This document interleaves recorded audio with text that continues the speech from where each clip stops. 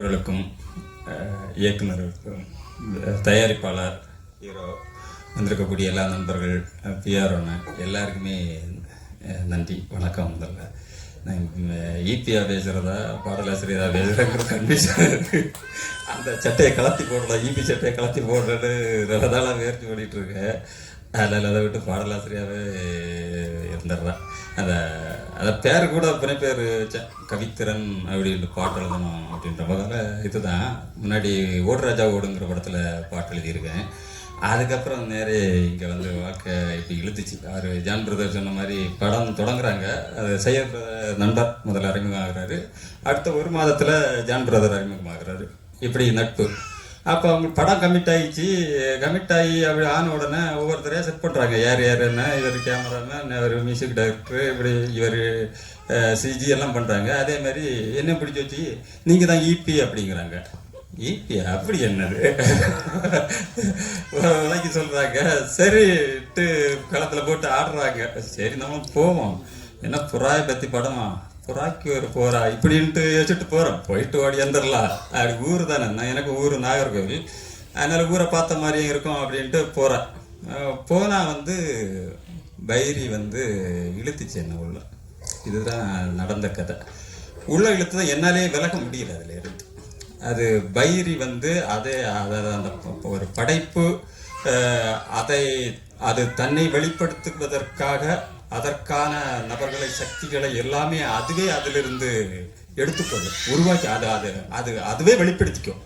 அப்படி அதற்கான கருவிகளை எடுத்துக்கொள்வது போல என்னையும் ஒரு கருவியை அதை எடுத்து ஈபியாக தான் என்ன உதறலாலும் அதை விடாது. அதை அப்படியே பிடிச்சிக்கிச்சு. அது எப்படி ஒன்றாக எல்லா சக்திகளையும் கொண்டு வந்ததோ, சக்தி சாரை கொண்டு வந்துச்சோ, இப்படி ப்ரொடியூசரை கொண்டு வந்துச்சோ, எல்லாரையும் அது பிஆர்ஓ மேற்கொண்டு எல்லாரையும் கொண்டு வந்தது போல என்ன தொடக்கத்தில் அதை கொண்டு வந்துச்சு. அப்புறம் பாடலை பொறுத்தவரையில் புறாவுக்கு ஒரு புறாங்கிற மாதிரி அது ரொம்ப எனக்கு பெற்று மேலெல்லாம் பெரியெல்லாம் கிடையாது. தொடக்கத்தில் கிராமத்தில் வளர்ந்ததுனால ஆடு மாடு அப்படி வளர்த்த அந்த உறவு இருந்துச்சு. நாய் வளர்ப்பெல்லாம் எனக்கு சுத்தமாக வராது. அவர் டைரக்டர் இதெல்லாம் வளர்ப்பார். இங்கே சிட்டியில் வந்ததான் சுத்தமாக வந்து அந்த விட்டு போச்சு. வாழ்க்கைக்கு வந்து கிடைக்கல, உயிரினங்களோட வாழ்றது வாய்ப்பே கிடைக்கல. நமக்கு வீடு கிடைக்கிறதே பெரிய கஷ்டமாக இருக்குது, வாடகை வீடு. அப்புறம் குழந்தைய வந்ததுக்கப்புறம் குழந்தைகளுக்காக ஏதாவது உயிரினங்கள், கோழி ஏதாவது வளர்க்கலான்னு பார்த்தா அது வாய்ப்பே கிடையாது, பெரிய சிரமம் அது இங்கே. அப்போ அதை ஒட்டி ஒரு உயிரினத்தை பெற்ற வச்சு ஒரு படம் வாங்கும்போது அதுக்குள்ளே போகும்போதுதான் எனக்கு இது விலங்குகளோ பறவைகளோடு உள்ள உறவு தாண்டி மனித உறவே அப்போதான் எனக்கு புதுசாக புலப்பட ஆரம்பிச்சிச்சு. புலப்படும் போது அது வேற உறவுங்கிறது வாழ்ந்துதான் வந்தோம். அவ்வளவு சபர், அவ்வளவு ஸ்ட்ரகிள் எல்லாம் பண்ணி ஒரு கிராமத்து விவசாயத்திலிருந்து இங்கே சென்னையில் இம்மே பச்சைப்பன் கல்லூரி, எம்பல், பிஹெச்டி, உலகத்தமிழ் ஆராய்ச்சி நிறுவனம் இவ்வளவு வர்றோம். ஆனாலும் வாழ்க்கை உறவுகள் எல்லாம் தெரிஞ்சுக்கிறோம். படிச்ச அறிவாக தான் இருக்குது. வாழ்க்கையை உணர்வாக கடக்க முடியல. அது பைரி வந்து நோண்டி விட்டுச்சு அந்த இடத்த. உணர்வு வந்து ஒரு ஊற்றுக்கண், ஒரு கல் அடைத்து வைத்திருந்த மாதிரி இருந்ததை பைரி ஓப்பன் பண்ணி விட்டுச்சு. அப்போ என்னடா புறா இன்னதுன்ட்டு போகும்போது தான் அந்திவான அழகு, அதிகாலை பனி அழகு, ஆனால் அன்பின் வண்ணம் அளவோ அழகு அங்கே தான் கண்டுபிடிச்சு. அப்புறம் திரும்ப எனக்கு வாழ்க்கை என்ன அப்பாட்டெல்லாம் பயங்கரமான சண்டை. அப்பா என்னை கொல்ற அளவுக்கு வந்துட்டார். அந்த ஃபைட்டு ஃபேமிலியில் அந்த மாதிரி உறவுல ஒரு கவிஞன் மனோபாவம் இல்லை. அது அந்த மாதிரி டக்கப்பாரிலே தான் இருந்தேன். நான் ஒரு உலகத்தில் வாழ்ந்துட்டு இருப்பேன், அப்பா அம்மா எல்லாம் வேற மாதிரி இருப்பாங்க. அது பிறந்தது அவ்வளோ ஃபைட் இருக்கும். பிறகு இதுக்கும் உள்ள வந்த பிறகு தான் உறவுகளை ரீஅனலைஸ் பண்ணுறேன், திருப்பி பார்க்குறேன். வந்த பிறகு தான் எல்லா உறவுகளும் புதுசாகவே தெரியுது. அது அப்படிதான். வில்லு பாட்டு முழுக்க எழுதியிருக்கிறேன். அதில் ஒரு இடத்துல வந்து அமல் பாத்திரம், அந்த பாத்திரத்தை டைரக்டர் தான் நடிச்சிருக்காரு. அது வெட்டி அப்படியே கிடக்கும், ரத்த களத்தில் கிடக்கும். அப்போ வந்து மூலமட்டு முன்னோர்கள் தான் பண்ணுறாங்க.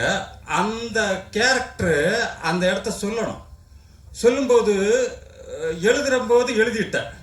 அது ஷூட்டு நடக்கும்போது நான் எங்கேயோ ஏதோ ஒரு ஆட்டு ஏதோ இல்லை, ரத்தம் கொஞ்சம் குறைஞ்சிச்சு, அது 4 லிட்டர் தேன் வாங்கிட்டாங்க, இப்படி ஏதோ ஒன்று ஓடிட்டு திடீர்னு பார்த்தா இங்கே ஷூட்டு ஃபுல் எஃபர்ட்டில் பாட்டை போட்டு எடுத்துகிட்டு இருக்காங்க. அப்படி பைக்கில் வந்துட்டு இருக்கேன். அந்த ஹீரோ ஓட்டிகிட்டு இருக்காரு ஒரு பைக். அந்த பைக் ஃபுல்லாக நான் தான் வச்சுருப்பேன். அந்த ஹீரோ கட்ட பைக்கு. அந்த பைக்கை அப்படியே நிறுத்திட்டு தூர நின்று பார்க்குறேன். அந்த பாட்டு எழுதுனது நான் தான். அந்த களத்தில் அந்த ஷூட்டிங் களத்தை என்னவோ எனக்கு புல்லரிச்சிச்சு. அதனது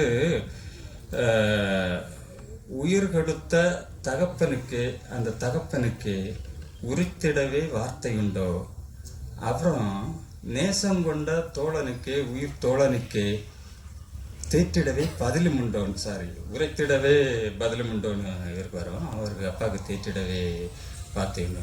அது அது அது அது வேற மாதிரி ஒரு அவர் நான் வார்த்தையில ஒன்று கொண்டு வந்த மாதிரி அவர் காட்சியில எல்லாம் சாமி ஆடிட்டாங்க எடுத்து அந்த மாதிரி. அது வரும் படத்துல பாருங்க. எனக்கு வேற என்ன சொல்றது, எல்லாருக்கும் நன்றி.